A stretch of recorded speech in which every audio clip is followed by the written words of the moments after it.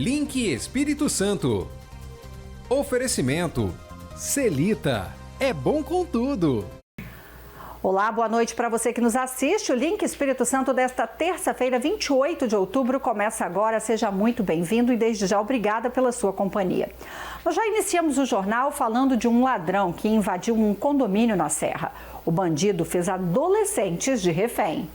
O crime aconteceu nesse condomínio no bairro Estância Monazítica, na Grande Jacaraípe, na Serra. 4 adolescentes foram feitos reféns em um apartamento no início da noite dessa segunda-feira. Era por volta das 6 horas da tarde. Um jovem de 15 anos estava em casa sozinho, já que o pai tinha saído por alguns minutos e os dois moram juntos. 3 amigos chegaram para chamar o adolescente para brincar dentro do condomínio. Assim que ele entrou no quarto para pegar uma blusa, fechou a porta. Foi nesse momento que os criminosos apareceram no apartamento e renderam os colegas. O pai do jovem chegou logo depois. Ele conta que demorou a entender o que estava acontecendo. Quando eu cheguei no condomínio, eu me deparei com ele e os coleguinhas dele desesperados, dizendo que tinham sido assaltados, que tinha bandido dentro do condomínio, dentro do apartamento. No momento eu não acreditei, achei que fosse brincadeira, porque eles sempre brincam lá dentro, né, de correr e tal. Quando eu entrei dentro do apartamento, que eu fui ver que se tratava de verdade, que estava tudo bagunçado, tudo revirado, arrebentaram a porta do meu quarto, que eu sempre mantenho ela trancada, e levaram alguns pertences, inclusive o celularzinho dele, que ele acabou de ganhar da mãe dele. Estava todo feliz com o celular. Os bandidos amarraram os 4 adolescentes durante o assalto. Segundo as vítimas, um dos criminosos parecia estar armado. Essas imagens mostram os suspeitos fugindo do condomínio pela porta da frente logo após o crime. Um aparece segurando uma bolsa, já o outro sai com uma mochila. Um dos coleguinhas deles foi amarrado apenas com lacre, os demais foram com 2 lacres, né, para reforçar. E um foi com lacre só e esse conseguiu romper o lacre e soltar os demais. Pularam a janela desesperado e saíram correndo pelo condomínio afora. Por sorte, um dos adolescentes conseguiu se soltar e ajudar os colegas. Proprietário do apartamento, o pai de uma das vítimas, afirma que a insegurança é geral. A insegurança tá geral, tá em todo lugar. Apesar do susto, o pai, bastante emocionado, sente-se aliviado porque o filho e os amigos estão bem. Alívio, né? Agradecer a Deus pelo meu filho, pelos coleguinhas dele que estão bem e um pouco de tristeza. E 2 criminosos também tentaram bancar os espertões para cima de um trabalhador. Só que eles não contavam com a reação dessa vítima. Acompanhem comigo. Aí me pediram R$2. Aí o cara foi meter a mão na minha cintura assim, com o meu telefone. Falou, qual é, coroa? E pegou meu telefone. Aí foi onde eu não aceitei, vim correndo atrás dele, falei, me traz meu telefone. Aí saiu correndo, arrancaram essa faca pra mim aí. Esse é mais um relato de uma vítima que foi assaltada na Serra. O fato aconteceu na noite dessa segunda-feira. Só que a vítima teve uma atitude surpreendente. O homem correu atrás dos bandidos e reagiu. Aí eu falei, eu quero meu telefone, pô. Aí esse bicho aí saiu correndo pra cá. Eu corri atrás dele e peguei ele aí, derrubei ele, machuquei ele, acabei batendo nele.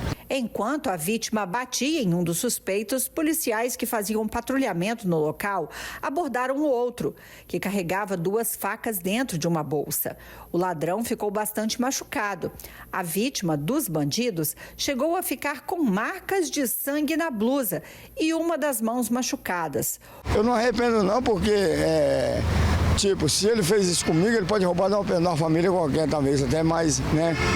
Então, eu evitei de talvez ter roubado uma família melhor. O celular não foi encontrado. Segundo a polícia, Max dos Santos Barreto e Juan Constantino Oliveira, de 40 anos, têm várias passagens pela justiça por furto e roubo. A dupla foi levada para a Delegacia Regional da Serra, que registrou a ocorrência. Mudando de assunto, uma carreta carregada de ureia tombou na madrugada desta terça-feira na curva do Saldanha, em Vitória, bloqueando a pista e deixando também motoristas presos no trânsito por horas. Segundo informações da Guarda Civil Municipal de Vitória, o motorista foi atendido pelo Corpo de Bombeiros e levado ao Hospital São Lucas, mas passa bem. A carreta carregada de ureia ficou atravessada na Avenida Vitória por horas e o trânsito foi desviado para a Avenida Marechal Mascarenhas de Moraes. Ainda segundo a Guarda Municipal, foram aplicados 2 autos de infração. Um pelos pneus em mau estado de conservação e o outro por transitar em local não permitido para veículos acima do peso bruto total permitido. O transbordo da carga foi feito, a carreta foi retirada com guincho e equipes da EDP continuam no local fazendo reparos no poste. A central de serviços também finalizou a limpeza da via, incluindo uma última varredura e a secagem do óleo. O motivo do acidente ainda será apurado pelas autoridades. E subiu para 34 o número de funcionários infectados com o surto misterioso no Hospital Santa Rita, em Vitória. Acompanhantes de pacientes estão assustados com os casos de infecção. O surto de uma infecção misteriosa no Hospital Santa Rita já atingiu 45 pessoas, 33 funcionários e 12 pessoas que acompanhavam pacientes. Entre elas está a família do seu Valdir. A filha do casal acompanhava o marido, internado no setor de oncologia, e ao voltar para casa começou a apresentar os sintomas. Logo depois, o irmão dela também adoeceu. Com 2 membros da família doentes, o medo e a insegurança tomaram conta de todos. Eu só sei que o meu já estava no setor de oncologia no Santa Rita e de lá que saiu essa bactéria. Ela saiu, passou mal, meu filho entrou para também ser acompanhante e passou mal também. Para ajudar os filhos, a mãe tem se dedicado ao máximo e mesmo assim o coração não fica em paz. A única coisa que eu tenho são os meus filhos. Entendeu? E se eu perder um deles por uma coisa que eu não sei o que é, que ninguém fala, eu sou avó dele. Eu fiquei 5 dias lá com o meu genro, mas graças a Deus eu não peguei. Eu falo que eu não peguei por quê? Porque Deus olhou e falou, alguém tem que tomar conta da criança, não tem ninguém mais. Na primeira semana, a Bianca ficou tão ruim, que eu liguei para ele, eu falei, vem correndo levar a Bianca para o médico, que ela está morrendo. Bianca estava sem saturação, muita falta de ar, o coração acelerado demais, ficando roxa, formigamento na boca. Eu falei, eu vou perder minha filha por uma coisa que eu não sei o que é. Os sintomas começaram a ser relatados em 13 de outubro. No começo, os casos foram confundidos com uma virose ou quadro gripal. 6 dias depois, ao cruzarem os registros, as equipes do hospital identificaram um padrão de contaminação em comum. Segundo a Secretaria de Saúde, Covid, influenza A e B e outros vírus respiratórios já foram descartados como causas possíveis do surto. Quem enfrenta a infecção sofre com a incerteza e denuncia falta de assistência. Um dia de cada vez. A gente não sabe se amanhã o Emanuel ou a Bianca vão estar melhor ou pior. A gente está vivendo um dia de cada vez. Procurado, o hospital não informou se foi comunicado pelos acompanhantes relatados na matéria sobre as queixas de sintomas respiratórios. Até o fechamento desta edição, não houve retorno. O espaço, então, segue aberto para manifestação do hospital. E uma bebê de apenas 1 ano e 5 meses passou mal de repente após passar por um atendimento no Hospital Santa Rita. A família teme que a menina seja mais uma vítima do surto de contaminação que está acontecendo no hospital. A mãe desconfia que a filha, a pequena Luísa, de 1 ano e 5 meses, tenha sido contaminada no Hospital Santa Rita, em Vitória. Nos últimos dias, o local tem sido destaque nas manchetes após o surto de contaminação a profissionais de saúde e acompanhantes de pacientes. A menina apresentou uma piora repentina logo depois de passar pelo hospital no início de outubro. Ela estava num quadro de gastroenterite, ela já estava com 5, 6 dias de diarreia e ela teve uma febre, com medo de viajar, né? Que a gente já tinha viagem marcada no domingo, pedi para avaliarem ela, para não correr o risco de viajar com ela com alguma coisa mais grave que uma gastroenterite. Lá eles fizeram raio-x nela, avaliaram ela e ela saiu sem nenhuma prescrição, sem nenhum medicamento, porque ela estava bem, assim, era só um quadro mesmo de gastroenterite que possivelmente ela tinha adquirido evoluído para um quadro gripal. E aí eles falaram que essa febre tinha tendência a cair e que ela estava bem. O pulmão não apresentava nenhuma irregularidade, ela não tinha nenhum chiado, na hora que fizeram a ausculta, não tinha nada. Logo depois de sair do Hospital Santa Rita, a família viajou e foi durante a viagem que a pequena Luísa começou a passar mal. Ela teve febre alta, chiado no peito e falta de ar. Segundo a mãe, a temperatura chegou a 39 graus e a filha chegou a desmaiar. Foi internada e os médicos encontraram uma leve infiltração no pulmão. Em poucos dias, o quadro piorou e a menina precisou ser transferida para outro hospital, ainda durante a viagem da família. A gente precisou transferi-la para Goiânia por causa do quadro da oscilação do coração dela. Então, além da saturação baixar, na quarta-feira a gente teve o quadro de bradicardia, onde o coraçãozinho dela começou a ficar muito fraco. Então, a gente foi para Goiânia, lá também ninguém conseguiu explicar o que levou a esse quadro de pneumonia com a relação com o coração. Depois de dias de internação, Luísa recebeu alta porque a família precisou voltar para casa e porque a criança já estava em condições de viajar. Mas eles tiveram que fazer nebulização 3 vezes na Luísa para ajudá-la a respirar melhor. Quando a gente voltou para Vitória, a gente foi na pneumologista, que também entendia que era um quadro associado com algum vírus, que poderia ter evoluído para essa pneumonia. No sábado agora, quando a gente estava almoçando aqui, a gente escutando o jornal, eu vi essa possível contaminação, né, que eles estavam investigando, e aí quando eles começaram a relatar os sintomas, que os sintomas batiam exatamente com o que ela tinha. Febre alta, saturação, alteração na frequência cardíaca, dor no corpo, né, enfim, não sei se ela teve dor, mas chorava muito. E aí eu comecei a ligar as datas. Eu mandei mensagem, assim que eles fizeram a publicação oficial lá, mandei mensagem falando que a Luísa tinha passado por lá, que ela tinha tido os mesmos sintomas, se mais alguém tinha procurado, e aí eles não me deram retorno. Até agora eu não tive retorno do hospital. Hoje, Luísa apresenta melhoras, mas a família ainda acompanha de perto a recuperação dela e mantém as recomendações médicas. Hoje a gente está bem, a gente teve alta da fisioterapia respiratória, a gente já conseguiu encerrar os ciclos dos antibióticos que ela estava tomando, nebulização que ela estava fazendo de 4 em 4 horas, agora ela não está fazendo mais. Agora ela está bem, semana passada a gente ainda estava nesse tratamento em casa, né? Mas agora ela está bem. Nós seguiremos aqui acompanhando, então, esse caso. Temos agora um rápido intervalo chegando. Daqui a pouco estaremos de volta com o Link Espírito Santo desta terça-feira, com notícias de norte a sul do estado. Fique com a gente.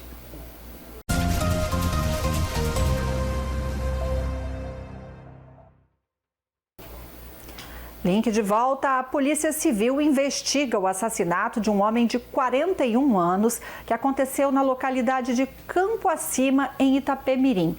Segundo as informações, a vítima foi atingida por pelo menos 6 tiros na cabeça. Foi na rua Osório Pinto que a violência assustou os moradores de Campo Acima. Rafael de Almeida Penha, de 41 anos, seguia de moto quando foi surpreendido por um atirador que também estava em uma motocicleta. O crime aconteceu a poucos metros da casa onde Rafael morava. Testemunhas contaram que ouviram pelo menos 6 disparos. A vítima morreu ainda no local, sem chances de defesa. Durante o atendimento da ocorrência, os policiais foram até a residência de Rafael e encontraram o imóvel arrombado e revirado. Dentro da casa foram apreendidos comprimidos de êxtase, maconha, loló e uma balança de precisão. Todo o material foi encaminhado para a Delegacia Regional de Itapemirim. A Polícia Civil tenta agora entender a motivação do crime. O corpo foi recolhido pelo Serviço Médico Legal de Cachoeiro. Até o momento, nenhum suspeito foi preso. Informações que possam ajudar nas investigações podem ser repassadas de forma anônima pelo Disque Denúncia 181. Já em Castelo, também no sul do estado, um homem que dirigia embriagado provocou um acidente de trânsito. Uma mulher ficou ferida e uma câmera de segurança de vídeo monitoramento registrou o momento da batida. As imagens mostram a rua tranquila, quando o Fusca surge na contramão e bate de frente com outro carro. O acidente aconteceu na Avenida Giovanni Piazzi, no bairro Volta Redonda, em Castelo. Segundo a Polícia Militar, o motorista do Fusca tem 35 anos. Uma mulher que estava no banco do carona ficou ferida e foi socorrida pelo SAMU e levada para um hospital da região. O motorista do outro carro não se machucou. O teste do bafômetro confirmou que o condutor do Fusca polícia havia ingerido álcool. Ele foi levado à delegacia e autuado em flagrante por lesão corporal culposa na direção de veículo automotor, qualificada pela influência de álcool. Como não pagou a fiança estipulada, ele foi encaminhado ao sistema prisional. Agora nós falamos de um caso de pura covardia que foi registrado em Baixo Guandu, aqui no noroeste do estado. Um homem de 53 anos foi agredido por 2 moradores em situação de rua após se recusar dar dinheiro para eles. O ataque foi tão violento que o carro da vítima ficou danificado e populares precisaram intervir para conter os suspeitos. Reparem nesse homem caído no chão tentando se defender. É Jordaci Luiz, de 53 anos. Ele tinha acabado de estacionar o carro perto da rodoviária do bairro Operário, em Baixo Guandu, e foi abordado por 2 moradores em situação de rua. Eles pediram dinheiro, mas ao negar, a situação mudou. Os 2 saíram, mas minutos depois voltaram armados com pedaços de madeira. Primeiro começaram a bater no carro de Jordaci, depois partiram para cima dele. O homem foi atingido na cabeça e no braço enquanto tentava se defender. Repare que uma mulher e outras pessoas que estavam por perto correram para ajudar e conseguiram impedir que o pior acontecesse. Segundo o boletim da Polícia Militar, um dos agressores também pegou uma faca e ameaçou a vítima. Os militares chegaram pouco tempo depois e prenderam os 2 suspeitos. Um deles resistiu à abordagem, mas foi contido. O outro se rendeu sem reagir. Jordaci teve um corte profundo na cabeça, levou 4 pontos e machucou o braço, mas passa bem e já está em casa. Ele elogiou o atendimento dos médicos e agradeceu a rapidez da Polícia Militar, que conseguiu colocar um fim na agressão. De acordo com a Polícia Civil, os suspeitos de 35 e de 46 anos, que já têm passagens pela Justiça, foram autuados em flagrante por tentativa de homicídio qualificado, dano ao patrimônio e desacato. Eles foram levados para a Delegacia Regional de Colatina e depois para o Centro de Detenção Provisória. E a polícia apreendeu mais de 5 quilos de drogas no interior de Linhares. Então nós seguimos agora para lá para conversar com o Cláudio Alves, que tem mais detalhes para a gente sobre aí essas apreensões. Olá, Cláudio, boa noite, é com você. Oi, Elisângela. Olá, você que acompanha o Link Espírito Santo. Pois é, o entorpecente foi encontrado em um endereço em Chapadão do 15, que fica no interior de Linhares. Os suspeitos perceberam a chegada da polícia e conseguiram fugir. A quantidade de drogas apreendidas pela Polícia Militar chamou a atenção. 4 quilos de maconha, 1 quilo de skunk, 280 gramas de crack e 315 gramas de cocaína. Tudo isso foi encontrado em uma área de mata no Chapadão do 15, interior de Linhares. Nós e a Polícia Militar, a gente está acompanhando essa região do Chapadão do 15 há um tempo, principalmente porque lá aconteceram 2 homicídios esse ano. Então a gente está trabalhando intensivamente nesse local. E ontem a Polícia Militar conseguiu apreender essa quantidade grande de drogas para o padrão de região rural aqui de Linhares. No momento da apreensão, a polícia visualizou alguns suspeitos que fugiram do local ao perceberem a presença dos agentes. Ninguém foi preso, a Polícia Militar conseguiu encontrar a droga escondida no local onde havia já apurações da Polícia Civil de que poderiam haver traficantes naquela região. Os elementos nos parece que fugiram no momento que a Polícia Militar se aproximou deles e abandonaram a droga. Ainda segundo o delegado, pode existir uma ligação entre essa apreensão de drogas e os homicídios que aconteceram na região. Pode. A gente está trabalhando nesse sentido. É muito cedo ainda para poder afirmar, mas pode haver uma ligação entre os homicídios e essa droga que foi apreendida ontem. Um fato que chama atenção é o aumento na criminalidade nas zonas rurais de Linhares. Sobre isso, o delegado explicou que vai intensificar as operações nessas regiões. A criminalidade às vezes usa determinado local para esconder material entorpecente e revender depois nas áreas urbanas. Mas a Polícia Civil está atenta a isso, a Polícia Militar também. E a gente tem feito operações também em zona rural para poder prender criminosos e apreender drogas. Agora a gente traz outros destaques policiais da nossa região. A Guarda Civil Municipal de Linhares prendeu um homem na tarde desta segunda-feira. O suspeito foi flagrado com uma motocicleta com restrição de furto. A abordagem ocorreu no estacionamento de um supermercado na Avenida Filogônio Peixoto, no bairro Aviso. Segundo a Guarda, a ação teve início após o cerco inteligente identificar a movimentação do veículo suspeito. Durante o patrulhamento, os agentes localizaram a moto e realizaram uma breve campana até a chegada do condutor. O homem foi abordado e, após consulta ao sistema de justiça, constatou-se que havia um mandado de prisão em aberto contra ele, expedido pela 2ª Vara Criminal de Linhares. Ele recebeu voz de prisão pelo crime de receptação e foi encaminhado à delegacia. A motocicleta foi removida para o pátio do Detran. E um jovem casal de Aracruz passou por uma grande decepção no último final de semana. Horas antes da cerimônia de casamento, os noivos foram informados de que o buffet não ocorreria. A Stephanie e o Marcelo se casaram no último sábado, dia 25 de outubro. Meses atrás, eles contrataram um buffet, mas poucas horas antes da festa, foram informados de que o serviço não seria entregue. Às 7 horas da manhã, eu cheguei a conversar com ela. Um dia na semana, eu mandei mensagem para ela perguntando se estava tudo certo, se estava tudo ok, se estava tudo certo. No dia mesmo, eu cheguei a mandar mensagem para ela de manhã, perguntando se estava tudo certo, que eu estava super nervosa com o evento, né? Então, tipo assim, a gente chegou a conversar, ela falou que estava tudo certo e que ia ser tudo lindo. A responsável pelo buffet alegou ter sofrido um acidente, por isso não poderia comparecer e oferecer o serviço. E depois o filho dela me mandou mensagem, o filho dela menor de idade mandou mensagem pra mim, falando pelo Instagram mesmo, falando que a mãe dele chegou a sofreu um acidente, capotou o carro e que estava lá no Jaime Santos Neves. Stephanie conta que ao perceber que havia caído num golpe, ela chegou a passar mal. Mesmo assim, o casal não desistiu de celebrar o momento. Eu mesmo, na hora que eu vi a mensagem, né, eu fiquei totalmente sem chão.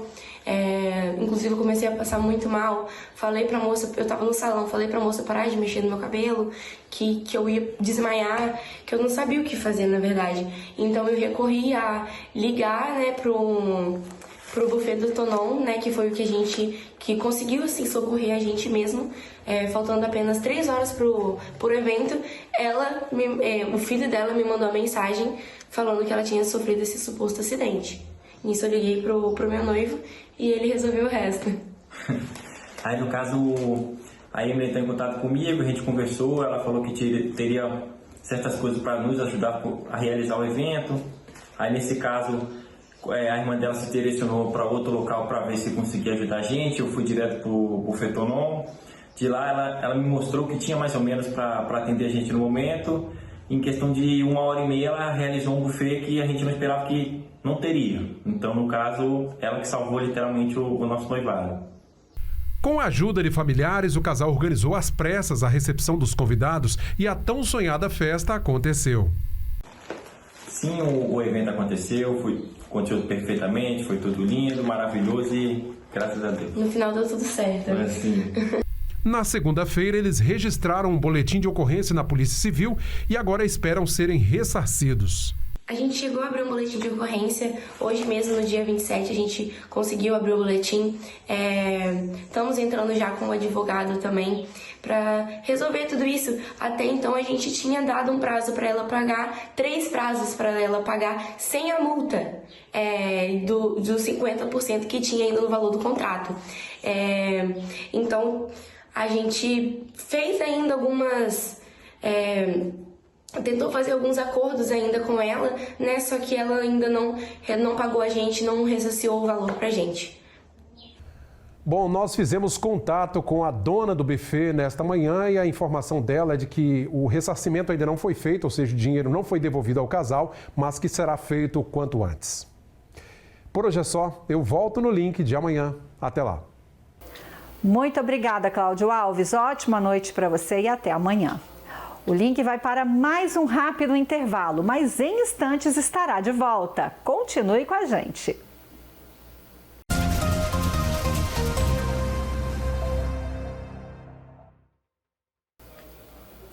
Link de volta. Vamos ver como ficará o tempo amanhã? Na quarta-feira, os ventos úmidos e costeiros favorecem a formação de nuvens de chuva passageira na região norte, nordeste, noroeste e também na Grande Vitória. E região ainda das Três Santas. Isso pela manhã, com abertura de nuvens no decorrer do dia. Já nas demais áreas do estado, não há previsão de chuva. Na Grande Vitória, mínima de 20 com máxima de 30 graus. Região sul, mínima de 16 e máxima de 32 graus. Na região serrana, a mínima deve ser de 14 e a máxima não deve passar dos 29 graus. Região norte, termômetros entre 21 e 30 graus. Aqui no noroeste, a mínima deve ser de 19 e a máxima 31 graus. Em São Mateus, 3 acidentes graves envolvendo motociclistas foram registrados, infelizmente. Um deles acabou morrendo. Quem tem mais informações é Jota Barbosa. Boa noite, Jota. Olá, Elisângela, isso mesmo, vem falando desses acidentes, mas antes disso, boa noite para você, boa noite a todos que nos acompanham no Link Espírito Santo, trazendo as informações aqui de São Mateus e região. Pois é, Elisângela, um dos acidentes aconteceu no último sábado, na BR-101, na altura do bairro Jambeiro, e outros em 2 das principais e mais movimentadas avenidas de São Mateus. Na tarde de sábado, um motociclista ficou gravemente ferido depois de tentar uma ultrapassagem em local proibido na BR-101, na altura do bairro Jambeiro. Ele bateu de frente com um carro. A vítima teve um dos pés amputados e, segundo informações, continua internada no Hospital Roberto Silvares em estado grave. Já na tarde desta segunda-feira, um outro acidente foi registrado na Avenida João 23, uma das mais movimentadas da cidade. Um entregador de uma loja de tintas perdeu o controle da moto depois de bater na lateral de um carro que mudava de faixa. Para não atingir um poste, ele desviou, mas acabou batendo na porta de vidro de uma loja. O rapaz foi socorrido e encaminhado para o Hospital Roberto Silvares com ferimentos no rosto. Menos de 3 horas depois, outro acidente, dessa vez na Avenida José Tosi, paralela a João 23. Adson Rick Leal Lopes, de 19 anos, morreu ao bater com a moto na traseira de um caminhão caçamba que estava parado. Testemunhas disseram que o jovem trafegava em alta velocidade e pode ter perdido o controle do veículo ao passar por um quebra-molas. A perícia esteve no local e encaminhou o corpo para o Serviço Médico Legal de Linhares. O trânsito no centro de São Mateus anda bem complicado e, por isso, é preciso redobrar a atenção e ter paciência. Agora a gente muda de assunto para falar sobre saúde mental. São Mateus vai sediar no dia 30 de outubro o primeiro Fórum Regional de Saúde Mental da região norte do Espírito Santo. O evento vai ser realizado no auditório principal da UniVC e pretende reunir profissionais, gestores e estudantes para discutir políticas públicas e práticas voltadas à saúde mental. Adriana Gama, que é referência técnica da Rede Psicossocial da Secretaria Estadual de Saúde em São Mateus, falou sobre o evento. É de suma importância, né? E a gente está aqui por esse motivo, convidar toda a população do norte do estado, todos os profissionais da rede de saúde mental, né? Principalmente que fazem parte da rede, da RAPS, né? E também os nossos gestores, secretários, né? Para estar fomentando isso, possibilitando a esse profissional parar um pouquinho a sua rotina de fazer tecnicamente e refletir como estamos fazendo, né? Da melhor forma. E, junto com isso, trazer, quem sabe, uma ferramenta que facilite, que melhore o atendimento na rede desse paciente, né? E hoje nós temos essa política pública e mais a prática que a gente vai trazer em discussão. As referências estaduais estarão aqui, falando um pouquinho sobre como está essa rede a nível de estado, recursos, financiamentos, habilitação. Isso é muito importante para a gente aqui no Norte, porque nós precisamos, aqui em São Mateus, por exemplo, ter um CAPS infantil e juvenil. Nós não temos para atender essa população, né? Nós precisamos ainda, com essa população de crianças e adolescentes que precisam desse acompanhamento, ou ela é transferida para longe, e aí ela fica longe dos pais, longe do ambiente que favorecesse assim, o cuidado dela, que hoje nós sabemos que as pesquisas comprovam que o ambiente, manter esse paciente no ambiente onde ele nasceu, é o melhor ambiente para você conseguir uma evolução no tratamento. O fórum é promovido pela Superintendência Regional de Saúde de São Mateus, em parceria com o curso de Psicologia da UniVC. Para essa acadêmica do curso, é muito importante cuidar da saúde mental diante das pressões do dia a dia que todos nós enfrentamos. Um pequeno gesto que a gente faz, alguma coisa, uma atividade física, um momento de lazer que a gente tem, esses pequenos gestos, no total da soma, ele já gera assim, um grande resultado para a gente. Porque nessa rotina acelerada que na maioria das vezes a gente vem tendo, né, como a Adriana já disse, então isso gera uma sobrecarga muito grande e uma sobrecarga emocional. E o desgaste emocional, ele é tão desgastante quanto o desgaste físico. Então, assim, essa atenção que a gente dá para o nosso corpo físico é importante a gente dar também para a saúde mental, porque o que está dentro da nossa mente a gente não consegue enxergar.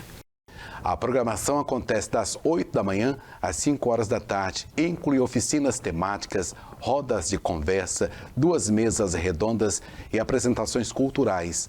A organização destaca que o fórum é um marco para a região, fortalecendo a integração entre os diferentes serviços da rede de atenção psicossocial. Com isso, encerramos a nossa participação de hoje, Elisângela. A gente volta amanhã. Forte abraço e até lá. Obrigada, Jota Barbosa. Ótima noite para você e até amanhã. E um resgate que chamou a atenção em Venda Nova do Imigrante. 2 cachorras ficaram presas em um paredão de pedra e mobilizaram o Corpo de Bombeiros na manhã dessa segunda-feira. A operação foi delicada, mas terminou bem, com as 2 cadelas salvas e devolvidas à família. Um resgate difícil que exigiu o uso de cordas, drones e muita habilidade dos bombeiros. As cadelas Meg e Zuri passaram a noite presas em um paredão de pedra na localidade de Tapera, em Venda Nova do Imigrante. Elas se afastaram dos tutores durante um passeio em uma área de mata e acabaram subindo o paredão de cerca de 60 metros de altura. Na manhã seguinte, o Corpo de Bombeiros foi acionado e iniciou as buscas com o apoio de um drone. As imagens ajudaram a localizar o ponto exato onde as cachorras estavam. Os militares abriram o caminho em meio à vegetação até alcançar o paredão e conseguiram fazer o resgate com segurança. Apesar do susto, as 2 cadelas foram retiradas sem ferimentos e passam bem. Elas foram entregues à família Del Pupo, bastante conhecida na região. A equipe do salvamento foi formada pelo sargento Pires e os cabos Silva Júnior e Alvarenga Moreira. O Corpo de Bombeiros alertou que em casos de animais presos em locais de risco, a população deve acionar imediatamente o número 193, evitando qualquer tentativa de resgate por conta própria. Que bom que elas ficaram bem, mas esse não foi o único caso de resgate de cadelas, viu? Um outro resgate diferente também movimentou o Corpo de Bombeiros na tarde dessa segunda-feira, só que na Serra. Uma cachorrinha de apenas 20 dias ficou presa dentro de um cano, gente, e mobilizou uma verdadeira operação de paciência, principalmente, e cuidado. Uma filhotinha com cerca de 20 dias tinha caído numa tubulação de drenagem e não conseguia sair. Bairro Bicanga, na Serra.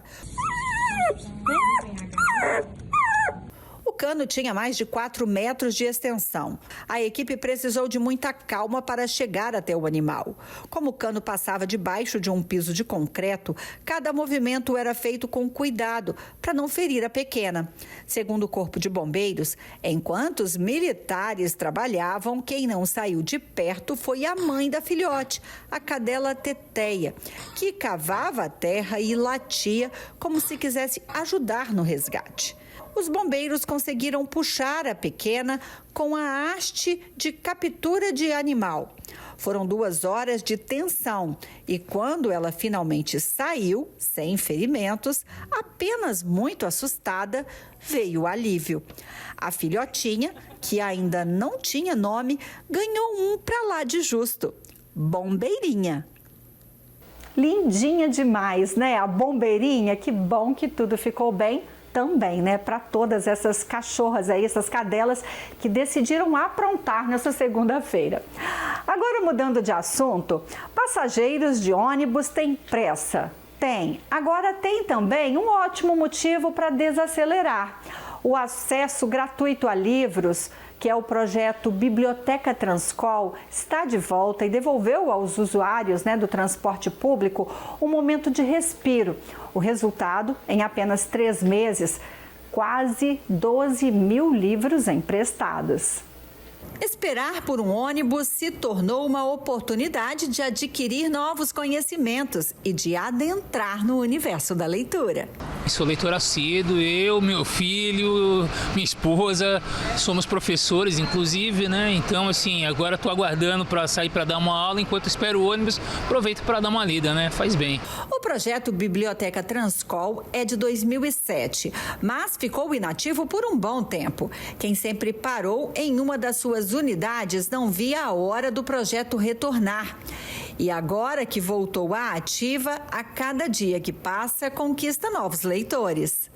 Eu senti falta, inclusive, quando estava sem, né? Então, quando inaugurou, eu vim correndo pegar um livro, porque tem muita variedade aqui, né? Então, eu fiquei muito feliz. Quase todo dia eu tô passando na biblioteca do Transcol pegando um mangá novo, lendo um Death Note, lendo um Jujutsu Kaisen, um One Piece. Pro trabalhador e também pro viajante que tá pegando um ônibus aí no Transcol lotado, né? Não sabe o que fazer, tipo, tá no telefone, quero fazer alguma coisa diferente, comer um lanche ou ler um livro, aí já abre um livro ali e já fica se divertindo, tipo, no entretenimento, entendeu? Dentro do ônibus. A Biblioteca Transcol é um projeto que sempre foi muito querido pela comunidade. Ele ficou fechado por conta da pandemia, das restrições, né, impostas pela pandemia. E quando isso passou, a gente entendeu que era hora de voltar com ele. Fizemos uma grande reformulação, por isso esse tempo, né, até as bibliotecas serem reabertas, renovando acervo, renovando os critérios, renovando inclusive, fortalecendo essa coisa da rede de bibliotecas. Hoje as pessoas podem pegar em um módulo e entregar no outro. Ao todo, são 9 bibliotecas espalhadas pela Grande Vitória e em cada uma delas 1000 livros disponíveis. E leitores não faltam. Em 3 meses que o projeto foi reativado, a biblioteca já soma 7.345 leitores cadastrados. Os dados vão na contramão da média nacional de leitores. Segundo o Instituto ProLivro, 53% dos brasileiros não leram nem parte de um livro nos últimos 3 meses. Criar leitor é um desafio, não é uma coisa tão simples. A gente sabe que tem uma série de ações que a gente precisa fazer de uma forma coordenada para chegar até os leitores, não é tão simples assim. Mas o que a gente tem feito, né, você fala que os nossos números, eles vão um pouco na contramão.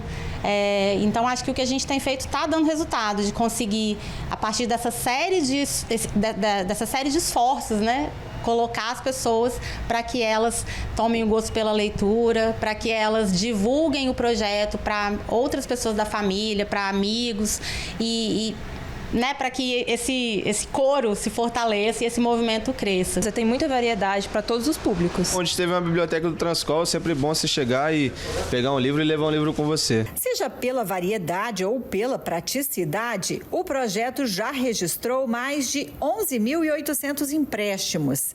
E para se tornar um desses leitores, é muito fácil. É só chegar para fazer o cadastro, um documento de identidade. A gente faz o cadastro na hora, já pode sair com um livro.